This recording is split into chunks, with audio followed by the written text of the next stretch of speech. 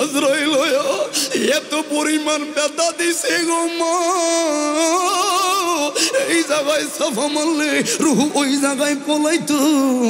এরপরে চিরুনি অভিযান দিতে দিতে আমার বুকের মধ্যে আইনা এমন জোরে আঘাত করলো মা, রুহু সহজে বের হয় না গো। আজরাইলে পুরা শরীর লড়ে এমন ভাবে কষ্ট দিয়া গো, ব্যথা দিয়া নাজেহাল বানায় মা।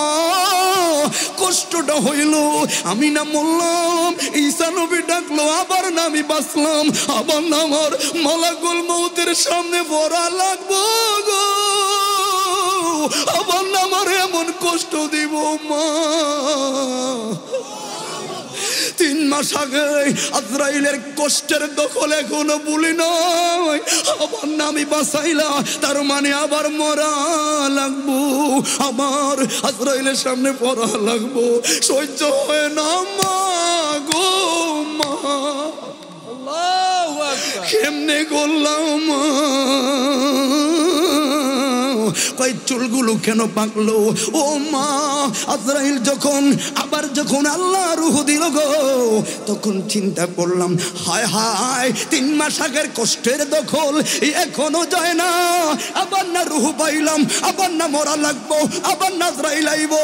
এই চিন্তায় গো উঠতে নাই উঠতে কালো কালো চুলগুলো যে সাদা হয়ে গেছি।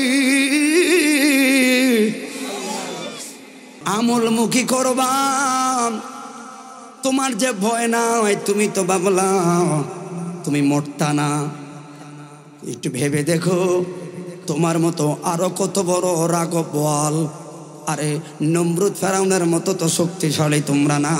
ছোট্ট একটা মশা দিয়া নমরুদ আল্লাহ বেনিশ করলো, পানির প্লাবনিত পালায়া ফেরাউন মইরা গেল। বন্ধুরে আমরা সবাই জানি আল্লাহ কোরআন কারিমে বললেন, আমি মানুষ বানাইলাম, ওয়ামা খালাকতুল জিন্না ওয়াল ইনসা ইল্লা লিয়াবুদুন। আমার বন্দেগী করবা, আমার বন্দেগী করলে রে ও পান্দার দোল, বন্দেগী করবা আমার, বিনিময়ে জান্নাত পাইবা তুমি। বন্দেগী করবা আমার, নামাজ পড়বা আমার, রোজা রাখবা আমার, বিনিময়ে জান্নাত রাখলাম তোমার। আল্লাহ হলো এমন একজন খোদা রে, আমার জান্নাতও নাই জাহান্নামও নাই। বন্দেগী করবা শুধু আল্লাহর, কষ্ট করবা তুমি, ফেসিলিটি হলো তোমার। কেমন রহমান আমার বন্ধু রে। আমার নবী বললেন, ও বন্ধু, দৈনিক যদি কোনো মুসলমান 20 বার শুধু মরণ রে স্মরণ করে, এই মরণ রে স্মরণ করেন, দেখবেন মসজিদে যাইতে ভালো লাগে। মরণ রে স্মরণ করলে ঠান্ডা ফালায়া কম্বল ডালাথি মাইরা দৌড়াইয়া যাইবা মসজিদে। এই জন্য আল্লাহ বলেন, ওয়াহাদাইনা হুন্নাজ দাই,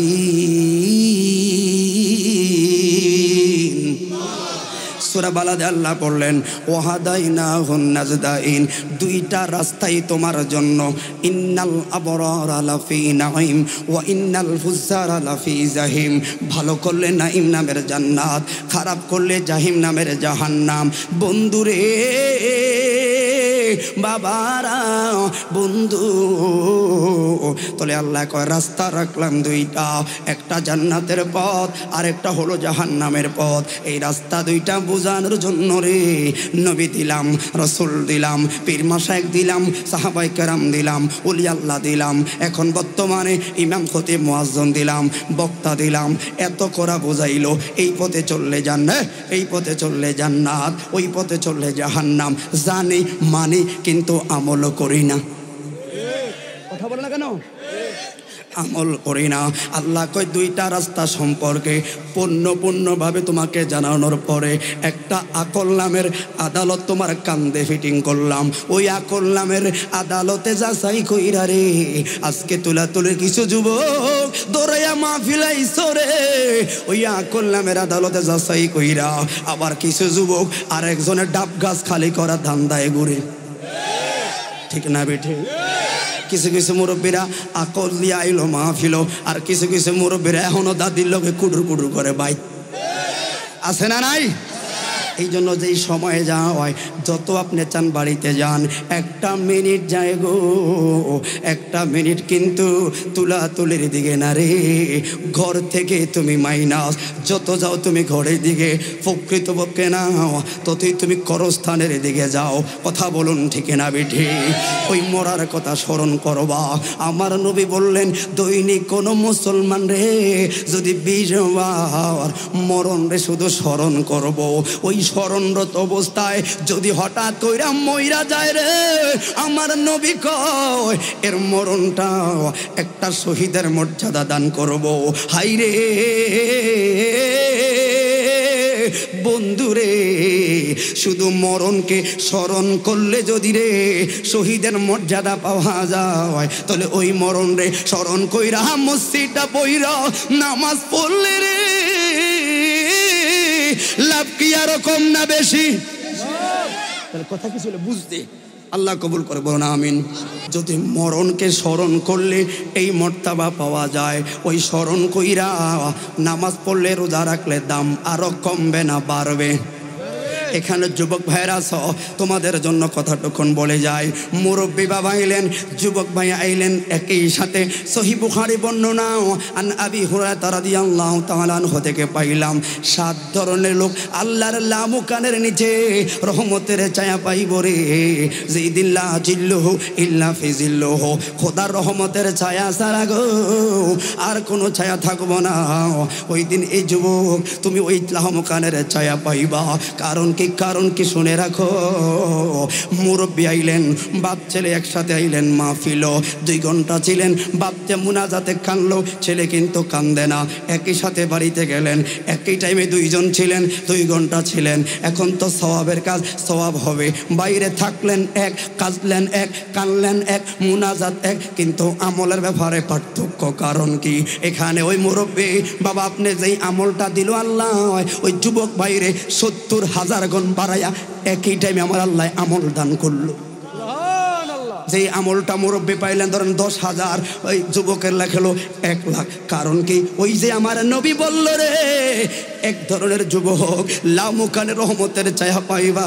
তুই যৌবন কালে যৌবনে তারনা খারাপ কাজের মধ্যে না যাইয়া, তুমি যে মসজিদের কাজে ছিলা, তুমি যে নামাজের কাজে ছিলা গো, আমলের কাজে ছিলা, যৌবন কালের বন্দিগি আমার নবী বড় ভালোবাসত, আল্লাহ বড় ভালোবাসে। আল্লাহু আকবার। ও বাবা কি বললাম, তোলে মরা তো লাগবো, ঠিক নিও? যেহেতু মরা লাগবো, মরতে গেলেই তো আমার সকল আমলের হিসাব কিতাব। কারণ এমনি আল্লাহ পাঠায় না, এমনি পাঠায় না। শুনলাম চাচা মরল, দাদা মরল, খালা মরল, সবাই মরল, মরলামই শুনলাম, কিন্তু মৃত্যুকালের মৃত্যুর যন্ত্রণাটা একবার তোকে ভাবলাম না। কারণ কি? চোখের সামনে যখন আমার বাবা মারা যায় রে, আমার মা মারা যায় রে, আমরা শুধু কানলাম আর এটা বললাম, বাবা বলেন না আশহাদু আল্লাহ ইলাহা ইল্লাল্লাহু ওয়া আশহাদু আন্না মুহাম্মাদান আবদুহু ওয়া রাসূলুহু। এটাই শুধু বললাম, কন্যা আব্বা কন্যা। ওই সময় দেখছুনি একটু খেয়াল কইরা, তোমার বাবার মরার 20 সেকেন্ড আগে, তোমার বাবার মরার 10 সেকেন্ড আগে তোমার বাপ যায় চেহারা একটা ভঙ্গিমা করলো, ঠোঁটটা যে লড়াইলো, জিহ্বাটা যে বার করলো, চোখটা যে লড়াইলো, চোখগুলা যে ঘুরাইলো, আমার বাবায় এই যে মুখটার ব্যাকা করলো, একবার তো ভাবো না। কারণ শুধু ভাবছো এই এখন বাবায় দিন পাইব, এখন বাবায় চলে যাবে, কিন্তু আমার বাবায় আমার 15 সেকেন্ড আগে, আমার 20 সেকেন্ড আগে কি বুঝাইয়া গেল জিহ্বাটা লড়াইয়া, কি বুঝাইয়া গেল আমার আব্বা আমারে চোখটা লড়াইয়া। একবার তো ভাবলাম না, একবার তো বুঝলাম না। ইমাম গাজ্জালি কয়, জগতের মানুষ রে, ওই দিন তোমার আমার বাবা, তোমার আমার দাদা মরণকালে ওই যে জিহ্বাটা লড়াইলো আর কইলো মালিক, কারণ মরার আগে রে হাই প্রেশার নামর জৈনিকে রোগের যেই তারতম্য জায়গাটা, ওই জায়গাটা লাইনটা ছুটে যায়, আর কথা বলার শক্তি থাকে না। ওই সময় কয় মালিক ব্যথা লাগে, আজরাইলে কষ্ট দেয়, অসুবিধা নাই লইয়া যাইবা, কিন্তু আমারে 10টা সেকেন্ডের জন্য আমার একটু রুহুটা দিবিনি রে। কি জন্য? আমার ছেলেরে কইতাম, আমার মেয়েরে কইতাম, ও মা গো মৃত্যুর কবজ আজরাইলের পেশার বড় কঠিন রে ফুত মসজিদ সারিস না রে।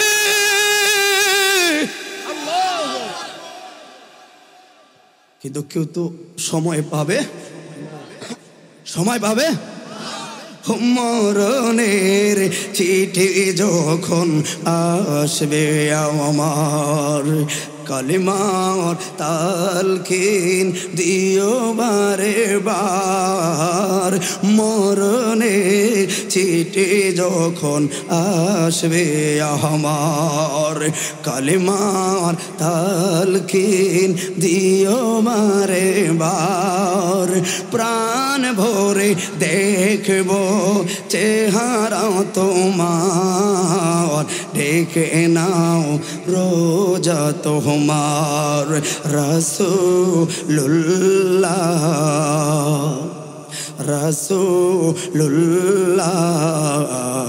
কি উপায় হবে আমার, ওই মদিনার পথের ধুলি মাখতাম আমি পেলে সুরমা বলি। ঠিক না বেঠে? ও বন্ধুরে, তাহলে মরার যন্ত্রণা কেমন রে? আপনারা জানেন একটা আয়াত আমরা পড়লাম কি, আমরা যখন বলি মিনহা খালাকনাকুম ওয়া ফিহা নুঈদুকুম ওয়া মিনহা নুখরিজুকুম তারাতান ওখরা, কোন সময় পরে জয় মানুষকে যখন মাটি দেয়, প্রথম মাটিটা দেই রে, ওই সময় একটা স্লোগান ওঠে কি, এইলেন না কবরে প্রথম মাটি। একটা মাসালা কি জানেননি? আমার নবী বলে ওরে জানাজা, কারণ যাইবার কথা কি তোমার মনে নাই গো, যাইবার কথা কি তোমার স্মরণে নাই, অসময়ে আইস বুঝি নাই ওরে নিবার লাই। বড়ই পাতার গরম জলে সোহায়াম শারীর তোলে গো, সাদা কাপড় দিব তোরে পিনবার লাই, অসময় আইস বুঝি নাই ওরে নিবার লাই। ঠিক না বেঠে? এই জন্য যুবক ও বন্ধুরে, মিনহা খালাকনাকুম এই আয়াতের ব্যাখ্যা কথা বলে আমি শেষ করব। জানাজা নামাজ পড়া ফরজে কিফায়া, তুলাতুলির মধ্যে কেউ একজন পড়লে ফরজে কিফায়া আদায় হয়ে যাবে, সবাই থাকতে বলে সওয়াব। বন্ধুরে, তাহলে এটা হলো কি সিলেবাস, এটা সিলেবাস করেই লাগবে। কিন্তু আমার নবী জান্নাতে যাওয়ার জন্য আরেকটু সুবিধা আপনারে দিলেন। আমার নবী বলে উম্মত আরেকটু সময় হাতে আসেনি রে, দেখো না লাশটার লগে যখন লাশটাকে বহন করে, ওই লাশটার লগে একটু কবরের সামনে বরাবর যাওয়া যায়নি, গেলাম সামনে। আমার নবী বলে উম্মত রে একটু বসা যায়, দাঁড়ানো যাইবনি রে, একটু সময় তোমার দেওয়া যাবনি, দিলাম। আমার নবী বলে উম্মত রে যখন একটা আওয়াজ উঠবে কবরে পাতি মাটি প্রথম মাটি গো, তখন ওই মাটিটা একটু শুইবি। উম্মত রে দাফনটা কইরা লাস্টে একটু মোনাজাত দিয়া বাড়িতে আইবি। এরা সবাই পড়ে কেফারা সওয়াব পাইলো, তুই পাগলায় এই 20টা মিনিট বেশি দেওয়ার কারণে রে উহুদের পাহাড় পরিমাণ সওয়াব বোনাস লয়া বাড়িতে চইলা যাইবা। সুবহানাল্লাহ। দেখেন একটু যদি আমি সময় দিতে পারি, উহুদ পরিমাণ সওয়াব একটা লোকে দাফন করার পর শেষ পর্যন্ত সমাপ্ত করে বাড়িতে আসলে, আমার আত্মীয় লাগবে না, একটু থাকলে তার অসুবিধা নাই। কথা বলা ঠিক না বেঠে? তাহলে মরার যন্ত্রণা কি আয়াতের ব্যাখ্যা? আমি একদিন বারবার এই কথাটা বললাম, শুধু মৃত্যুর যন্ত্রণা কি একটু বুঝলেই যদি আপনার হৃদয়ে একটু আমলের জন্য আগ্রহ আসে, কারণ অন্তরে জাগা না করতে বলে এখানে নামাজ গুতাইয়া ঢোকান যাবে না। আগে অন্তরটা খালি করেন, অন্তত সব নেফাক দিয়া ভরা। বন্ধুরে আল্লাহর নবী ঈসা আলাইহিসসালাতু ওয়াসসালাম নবীরা মুজিজার মাধ্যমে প্রকাশিত। এটা বারবার আমি কথাটা বলি, আজকে বলে দেই। ঈসা নবীর একটা মুজিজার বড় মুজিজা ছিল, উনি মরা মানুষকে জীবিত বানাইতো কার ইশারায়? কথা বলেন, কার ইশারায়? ও বন্ধুরে, উনি মরা মানুষ জীবিত বানায়। এবার বাড়ি থেকে বের হইয়া গো দিন ইসলাম প্রচারের কাজে বের হইলেন। পাহাড়ে কাছে দয়া দেখলো রে একজন মধ্যবয়সী মা, একজন মধ্যবয়সী মা। একটা কবর দেখা যায় গো, ওই কবরের সামনে দাঁড়ায়া মা যেন কেমন আচরণ করলো। এই দেখেন খেলে, এই দেখেন আবার কান্দে, এই দেখেন ডাকে, কেমন ধরনের বাহানা করা শুরু করলো। কিরে ঈসা নবী বলে, সর্বনাশ, এই ভদ্র মহিলা এমন জায়গায় কেন করে? সামনে একটা কবর ছাড়া তো আর কিছুই দেখলাম না। আবার আমগো এলাকার যুবক ওই কবরের ওয়ালে বইয়া বিড়িও খায়, কথাও কয়। আছে না নাই? আদব নাই, আদব নাই। আবার কিছু কিছু মানুষ আছে নিজের ঘরকে কত সুসুক্ষা রাখার জন্য টাইলস লাগায়, বিল্ডিং বানায়, কত রকমের কম্বল লাগায়, কেন? ঠান্ডা থেকে বাঁচার লাগা। আর মা বাবার কবর উপরে ঘাস ময়লা ভরিয়া রইছে, চিনাও যায় না। কবরটা পরিষ্কার করার সময় আমরা যুবক ভাইয়েরা পায় না। নিজের ঘর টাইলস বানাইলে মা বাবার কবর একটা নিম প্লেট ধর মতো টাকা তোর হাতে হইল না। নিমক হারাম আমরা। কথা বলে না কেন? যে মা বাবা আমার পৃথিবী দেখাইল, ওই মা বাবার কবর উপরে ঘাস ময়লা পইরা রইছে, একটু সুন্দর করলি না? একটু জিয়ারতের জন্য একটা দোয়া তুই লেখা দিলি না? হে প্রতীক দাঁড়াও, আমি তো একদিন তোমার মতো ছিলাম, কথাটা লেখা দিলে মার্জু ফুকার হইতো। শুক্রবার একদিন জুমার নামাজ পড়া কত কাজ তোমার দৌড়াও। 5টা মিনিট কি মার কবরের সামনে যাওয়া যায় না? বাবার কবরের সামনে থাকা যাওয়া যায় না? অথচ মা বাবা তোরে সম্পদ দিয়া দিল, কিছুই চায় না, শুধু চায় রে ফুত একটু দোয়া করবি রে। ও বন্ধুরাই আমার, ঈসা নবী বললেন, মা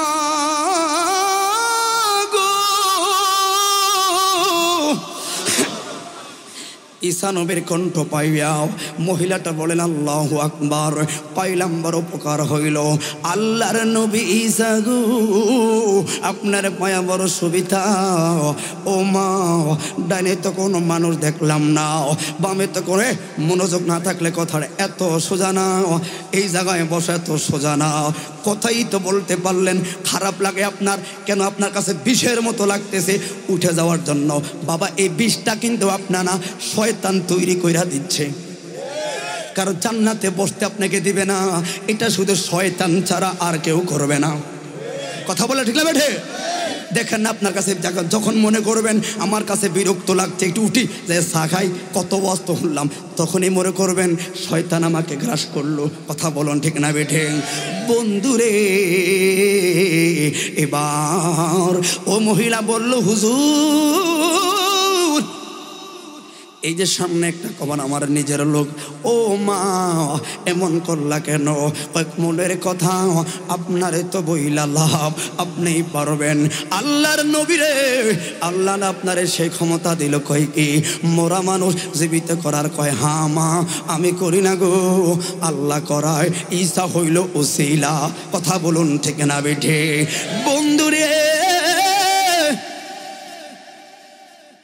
মহিলা বলো, আল্লাহর নবী গো, আমি না বললাম 3 ঘন্টার ওয়াজ তোমার 1 ঘন্টায় দিব যদি বুঝতে পারো। ঈসা নবী বললেন, মা কি হইল, দাঁড়াও। ওই মহিলা বলল, নবীজি ও ঈসা, আমার স্বামীটা অনেক আগেই মারা গেল। আমার ঘরে সম্বল বলতে 13 বছর আমার একটা সোনামণি মেয়ে, মেয়ে আমার সব, মেয়ে আমার খেলার সাথী, মেয়ে আমার বড় আদরের গো। আদরের হবে না কেন? সম্বল বলতে আমার ঘরে মেয়েটা। হুজুর গরিব হইতে পারি, কোনোদিন আমার মেয়েকে অভাবে রাখি নাই। দামি দামি কাপড় পরাইতাম, দামি দামি খাবার খাওয়াইতাম। ও আল্লাহর নবী গো, আমার মেয়ের সাথে খেলতাম, আমার মেয়ের সাথে আনন্দ করতাম, চুলগুলো আশ্রয় দিতাম গো। ও আল্লাহর নবী গো, কিন্তু দুঃখের বিষয় হইল আজ থেকে 3 মাস আগে একটা মরণবিধি রোগ আমার ছোট্ট সোনামণির দেহে ভর করলো। কত ডাক্তার দেখাইলাম, কত কবিরাজ দেখাইলাম, আমি মা সহ্য হয় না নবী গো। কিন্তু শেষ পর্যন্ত আমি ফেল হয়ে গেলাম, আজরাইলের সঙ্গে আমি পারলাম না। আমার মেয়েটা 3 মাস আগে এই জায়গায় শোয়া। দুঃখের বিষয় হইল গো নবীজি, আবেগে মার কত রকম কথাই বলবে। 3 মাস আগে মার লোকে খেলতো, মার লোকে হাসতো, মার লোকে কথা বলতো, মার লোকে কত কথা বলতো, আনন্দ করতো। আজকে যে 3 মাস মায় আমার মেয়ের কথা মনে হইলে কবরের সামনে আয়াজে মেয়ের ডাক দেই, আমার মেয়ের সঙ্গে খেলার চেষ্টা করি। এমন রাগ করছে, আমার লোকে কথা কয় না, আমার লোকে কিছুই করে না। আল্লাহর নবী আপনি না মরা মানুষ জীবিত বানাইতে পারেন গো। 2টা মিনিটের জন্য আমার মেয়েটার একটু উঠাইবেন। কেমন রাগ করলো মার লোকে গো। হুজুর রাগ করারও কারণ আছে, ওই কারণগুলা কি? ওই যে মা তো আবেগী মন, মা তো অন্য কিছু আসে না। এর আবেগে এই বলতেছে হুজুর আমার মেয়েটাকে দামি দামি কাপড় দুনিয়ায় পরাইলাম, কিন্তু এই ঘরে যেদিন দিলাম গো ওই দিন 5টা কাপড় দিলাম, হয়তো কাপড়গুলো বেশি একটা দামি দিতে পারি নাই, এই কাপড়গুলো দামি হয় নাই। আর একটা রাগ হতে পারে গো। আল্লাহর নবী আমার মেয়েটার ওই সিলাই তো দূরের কথা, সিলাই দেই নাই, মাল্ল হতো রাগ হতে পারে, একটু ঠান্ডা। ঈসা নবী বললেন মা গো। আল্লাহু আকবার।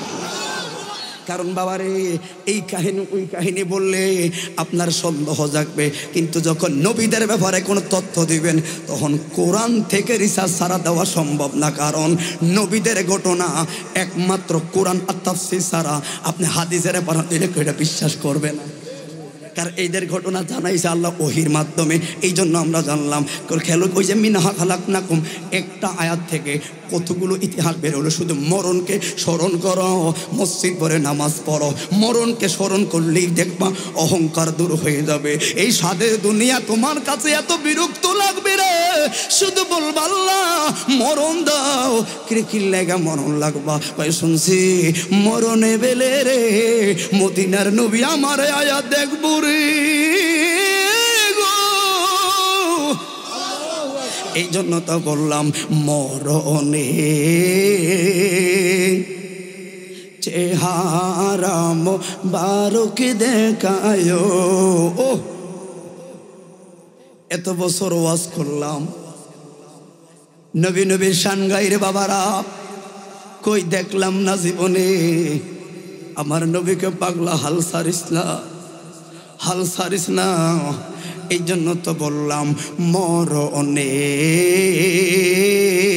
চেহারা মোবারক দেখায়ো, আকা কাছে বসে কালে মাটা পরিয়ে দিও। না পারলে একটু ঠোঁটটা মিলাবেন। বাংলার জমিনে এমন কোন সুন্নি মাহফিল নাই রে এই নাতের রাসূলটা শুনলে পাগল হয়ে যায় না। চট্টগ্রামে যদি বলতেন আপনারা দেখতেন শ্রোতাগুলো কেমন করতো দারুণ। কণ্ঠের দিকে তাকাইবেন না, কণ্ঠ তো এক একজনের ভালো খারাপ হতেও পারে। কথার ছন্দগুলোর দিকে তাকাবেন, কথার ভাবমূর্তিগুলোর দিকে তাকাবেন, শব্দ চয়নগুলো আপনার হৃদয় কতটুকু আঘাত করে ওইগুলোর দিকে তাকাবেন, কাজও লাগবে। এই কণ্ঠের দিকে তাকায় মূল বুঝি না, সুরে মাতাল, কিন্তু পরে শেষ পর্যন্ত খুঁজা পাই না। ঠিক না বেঠে বন্ধুরে? এই জন্য বললাম মরণে চেহারা মোবারক দেখিও, আকা কাছে বসে কালে মাটা পরিয়ে দিও, কাছে বসে কালে মাটা পরি। রোজা মুবারক, রোজা মুবারক বারবার নিও, কদম মুবারক চুমিতে দিও। রোজা মুবারক বারবার নিও,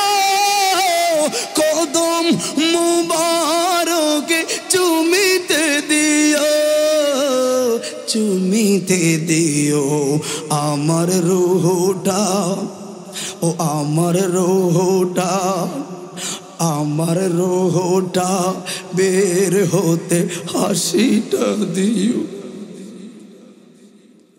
আমার রূহটা বের হতে হাসিটা দিও, তোমার নূরানি হাত আমার কপালে দিও।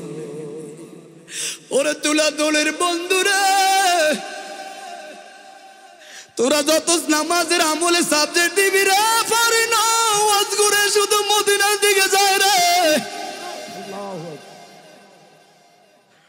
যত আমলে কথা গোস পাগলারা পারি না রে, নবীর গোলামের দিকে ওয়াজ ঘুরে আলাই রে, কারণ নবী ছাড়া কিছু জানি না, মানি না, বুঝি না গো ইয়া রাসূলুল্লাহ। এই জন্য তো খালি মুস্তফার কদমের দিকে কথা নেই। হা দুনয়নে ইয়া রাসূলুল্লাহ, দুনয়নে আমি কবে দেখবো পাগলার রূহটা বের হতে হাসিটা দিও, তোমার নূরানি হাত আমার কপালে দিও। জবান খুলে বলুন ইয়া রাসূলুল্লাহ। যার রেকর্ড করছো রাতে শুয়া শুয়া শুনবা, দেখব অন্তরটাকে মিলাইয়া দেখবা। বন্ধুরি এবার ঈসা নবী বললেন, মা সম্ভব না, উঠানো এখন ঠিক হবে না। মহিলা বললেন, আল্লাহর নবী রে ঈসা, আমি তো মা, যদি অন্তরটা খুইলা দেখানোর কোনো সিস্টেম থাকতো রে বুঝাইতাম, আমার মেয়ের জন্য আমার কেমন চলে রে নবী। ও মা, মাগো একটু সাইডে দাঁড়াও গো। ঈসা নবী কবরের সামনে যায়, এবার কবরের সামনে যায় আঙ্গুল তুলা বলেন, কুম্বি ইজনিল্লাহ,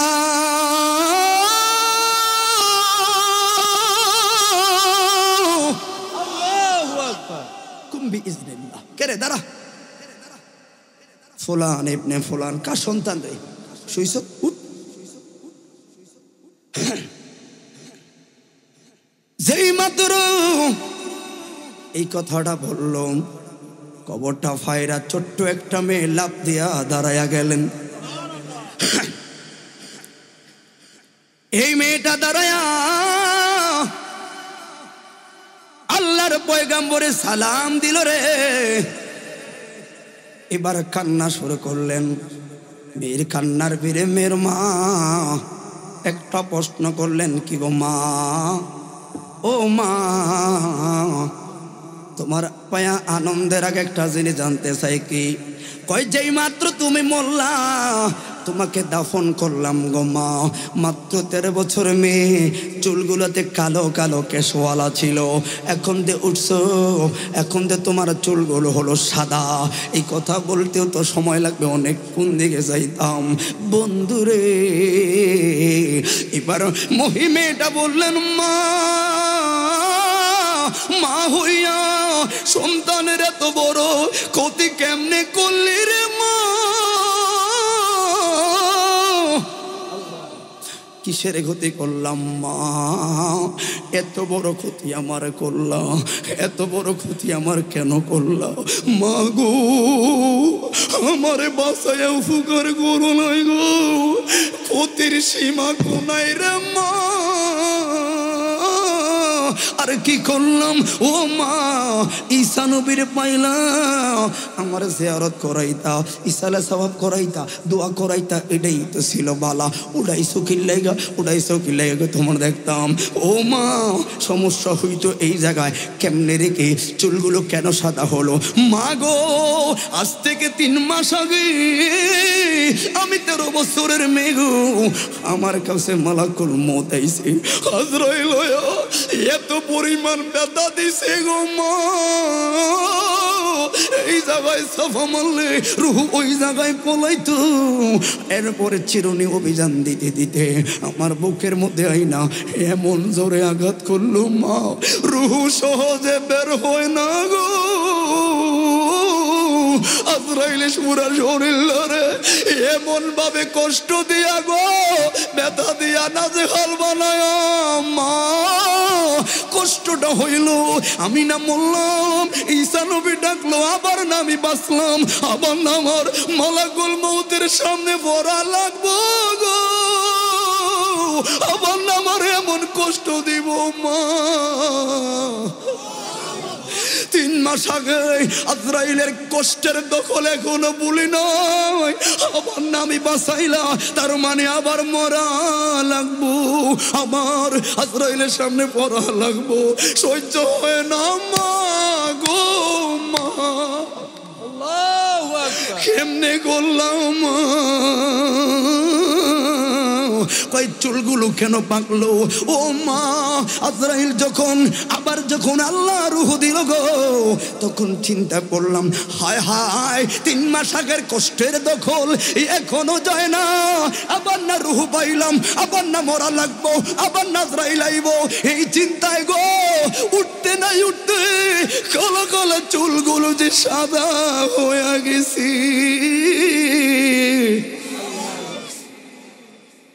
মিনহা খালাকনাকুম ওয়া ফিহা নুঈদুকুম, শুধু ফরেন, কিন্তু কোনোদিন কেউ ভাবেন না, রিসার্চ করে দেখেন না। কুল্লু নাফসিন যায়কাতুল মউত সবাই বলেন, কিন্তু একটু হিকমত গুলা খুঁজে দেখেন না, মোরা লাগবো। এই জন্য সঙ্গের তুলাতুলি ঠিকই থাকবে রে, সোনার জবান জেলে আর আসবে না, তুলাতুলি ঠিকই থাকবে। সান্দিনা বহমান, এই স্কুল মাঠ বহমান, মাইক ফ্যান্ডেল বহমান, কিন্তু তোমার আমার থাকার সুযোগ নাই রে। রঙিন পৃথিবীর মায়া সারাহিত লাগবে, এই জন্য অন্তরটাকে শীতল করে শেষ কথাটা বলে দেই। এই পৃথিবী যদি বুঝতে পারেন তাহলে একটা গজল মানুষের নাজাতের জন্য যথেষ্ট।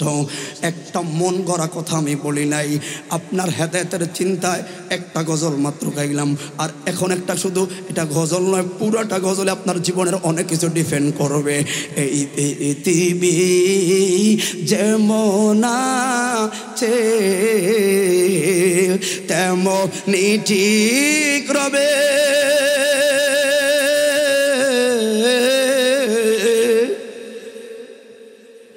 সুন্দর এই পৃথিবী চেহারে রে, একদিন চলে যেতে হবে রে। এই যে একদিন চলে যেতে হবে, একটু ভাবো না, সুরের দিকে থাকো, একটু ভাবো, হৃদয়ে গাতো, থাকতে পারতাম না। সোনার যৌবন একদিন শেষ, থাকতে তো পারতাম না। অনেক সময় ভাবি কারে খাওয়া হয়, রাতের পর আর সজাগ থেকে, অথচ ওরা তো সবাই ঘুমায়, বাবারা বড় অসহায়। ওই বাবাদেরকে আবার বই দেওয়া পায় আমাদের দেশের মানুষ। সংসারের মূল হলো বাবারা, রাতের বেলা যায় দেখি সান্দিনা বাজার লাইট লেগে রে, রাতের পর রাত ঘুরে আমার আব্বায় শীতকালে বস্তাটাকে থেকে নামায়, বাবা 1000 টাকা হলে যে মার কাছে দিয়ে কেউ বাইঞ্জ না, কালকে বলার পরীক্ষার ফি লাগবে, মাইয়ার একটা 30 কিনা দেওয়ার লাগবে। সবার ঘুমটার আরো সুন্দর করার লাগে সেই বাবাগুলো প্রবাস নামের জাহান্নামে মরুভূমির বালুরে গাম খাওয়া। বাবাদের মূল্য দিতে চায় না যুবক, বাপ মার সেবা করবা। যদি এই মসনদের সম্মানিত জায়গা পেতে চাও, পড়াশোনা দিয়ে হয় না রে বাপ মার কথা ছাড়া কাজ হবে না। তোমরা দেশে তুমি নিলাম, এক কথাই বললাম, একটা কথাই যথেষ্ট। আজকে 8 বছর বলা লাগে না, বন্ধু বললাম, যদি একদিন তোমার নাম এই মসজিদে হবে এলান, ঠিক না বেটা? তৈরি থেকো, তৈরি রেখো,